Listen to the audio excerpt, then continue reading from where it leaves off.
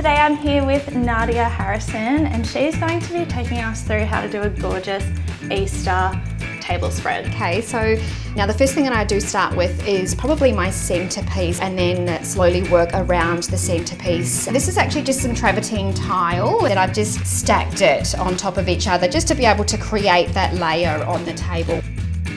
Okay, so what's next? So now what I'm going to do is pop the placemats around the table and then we can sort of work from there and adding extra bits and pieces in. So my next step, I've got these beautiful antique teacup set. And where did you source these ones from? I actually got these from an op shop. So wow. Yeah, I was kind of trying to find something with a bit of a gold rim, but managed to get these ones, which I thought were really nice and would most definitely suit the theme that I'm going for. Yeah, definitely. Yeah. Okay, so flower time, hey? Yeah, so for today I put together, made actually these flower vases. I just wanted something quite simple in regards to decorating the table. Yeah. This is all handmade. You Yes, made these. they That's are. amazing. Yeah, I made these. Oh my gosh.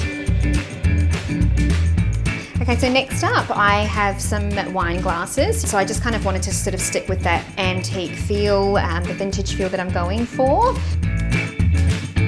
So I've just added in a chocolate mud cake and a handful of hot cross buns.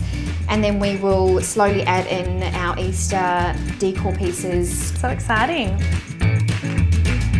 Oh my gosh, Nadia, this looks absolutely amazing. Thank you so much for inviting us over today. That's okay. And before I forget, no celebration is a celebration without wine. Ooh. Well, to celebrate. Don't mind if I do. Perfect. And that is it. Cheers.